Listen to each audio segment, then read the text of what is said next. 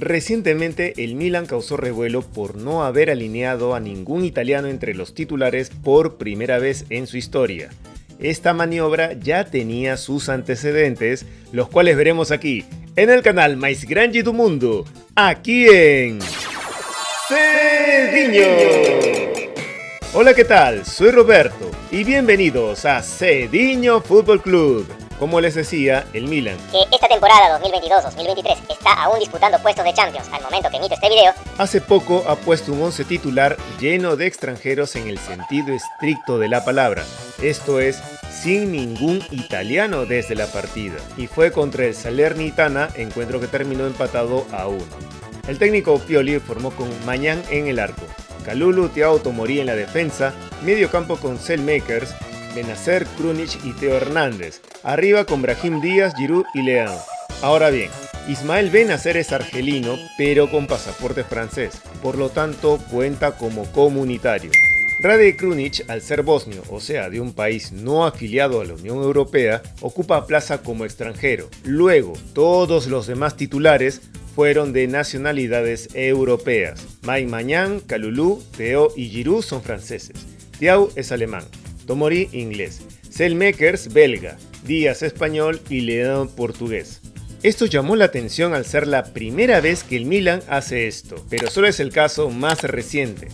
Sus primos del Inter ya lo habían hecho el 2005. Los titulares fueron 5 argentinos, Javier Zanetti, Walter Samuel, Esteban Cambiaso, Juan Verón y Santiago Solari. 2 brasileros, Julio César y Adriano. Un colombiano, Iván Córdoba. Un uruguayo, Álvaro Recoba. Un portugués, Luis Figo. Y el camerunés, Pierre Boumé. Lo que les trajo muchas críticas, incluso por parte de políticos nacionalistas italianos, aunque algunos ligados a Sergio Berlusconi, presidente en ese entonces del Milan. En efecto, el Inter, por Internazionale, fue fundado con ese nombre por un grupo de socios disidentes del Milan que querían admitir jugadores extranjeros en el equipo, cosa que no era bien vista en ese entonces tampoco. Ni qué decir del Inter del 2010 ganador de la Champions. El único italiano en jugar fue Marco Materazzi, que entró como suplente en los descuentos. Mourinho alineó con Julio César en el arco, Maicon, Lucio, Walter Samuel y Chibu en la defensa. Al medio con el Pupi Zanetti, el capitano, Esteban Cambiaso y Snyder. Y arriba con Eto'o, Pandev y Diego Milito, que la rompió toda. 4 argentinos, 3 brasileros, un rumano, un holandés, un camerunés y un macedonio del norte. Y esto no acaba acá con el Inter. El 23 de abril de 2016 se dio el caso de que por la Serie A en un partido Inter-Udinese, ninguno de los 22 jugadores titulares era italiano. Ganó el Inter 2-1 en ese entonces. Otro caso reciente que también levantó revuelo fue el del Real Madrid, que en enero de este año alineó a 11 extranjeros desde la partida. Esto fue ante el Villarreal, partido que terminaría perdiendo por 2-1. Ancelotti puso a Courtois en el arco, Eder Militao, Rudiger, Alaba y Mendy en la defensa, Toni Kroos, Tchouaméni y Luka Modric en la volante y Valverde, Benzema y Vinicius arriba. 3 franceses, Tchouaméni, Mendy y Benzema. Los brasileños, Vinicius y Militao. Los alemanes, Rudiger y Kroos. El croata Modric, el belga Courtois, el austríaco Alaba y Valverde el uruguayo. Ningún español. Otro antecedente, algo más antiguo, está en el Energie Cottbus, entonces de la primera división de Alemania. Fue el primer equipo en la Bundesliga en alinear 11 extranjeros. 3 bosnios, un rumano, 2 húngaros, un albanés, un beninés, un polaco, un croata y un brasileño. Incluso los suplentes también eran extranjeros, de Suecia, Rumania y Polonia. A todo esto, el club que empezó a hacer este tipo de cosas fue el Chelsea. Un momento. Fue antes de la lluvia de millones de Roman Abramovich. Esto ocurrió en 1999. En ese entonces el técnico era Gianluca Vialli y puso una formación de la cual algún nombre por allí les debe de sonar familiar. Al arco fue el holandés Ed de Guy. De ahí estaban el español Albert Ferrer, el francés Frank Leboeuf, el brasileño Emerson, el rumano Dan Petrescu, el nigeriano Celestín Babayaro, el uruguayo Gustavo Poyet, los italianos Roberto Di Matteo y Gabriele Ambrosetti, el noruego Tore Ande Flo y completaba los titulares otro francés, un tal Didier Deschamps, creo que lo han escuchado por allí. Ningún británico.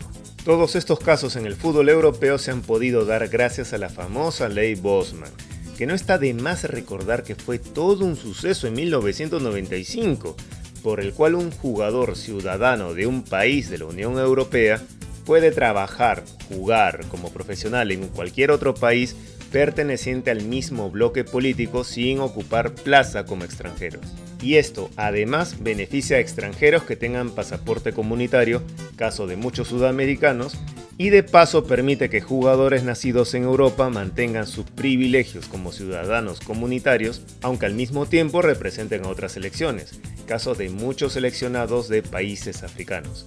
Hay otros tratados incluso que permiten a extranjeros de ciertos países contar como extracomunitarios sin restricciones, especialmente los del Acuerdo de Cotonú, que beneficia a jugadores de países como Togo, Gabón o Costa de Marfil y así no ocupan tampoco plaza de extranjeros. Es por esto que los clubes europeos pueden permitirse este tipo de acciones. Puede ser beneficioso para afrontar un determinado partido, pero puede llevar a generar otro tipo de problemas. La decadencia en la que entró la selección italiana es atribuida en parte al exceso de extranjeros en los clubes en perjuicio de las canteras de los mismos, y debido también al scouting, que las divisiones menores de los equipos grandes están repletas de jóvenes promesas de los 5 continentes, algunos de los cuales pueden representar un dolor de cabeza para los técnicos si ocupan plaza de extranjero. Y con las contrataciones que se hacen a nivel profesional, ya no hay tantos jugadores nuevos locales que sean determinantes, y ante la falta de opciones propias, nacionalizan futbolistas y hasta buscan robarle talento a otros países. De ahí discusiones como la de Garnacho, Retegui, etc. En una próxima edición abordaremos la situación opuesta, clubes que no permiten extranjeros. Ya saben que pueden encontrar Cediño Fútbol Club en las redes que están en la descripción. Espero sus likes, comentarios y suscripciones aquí, en el canal Mais Grande do Mundo. Soy Roberto y nos vemos en Cediño.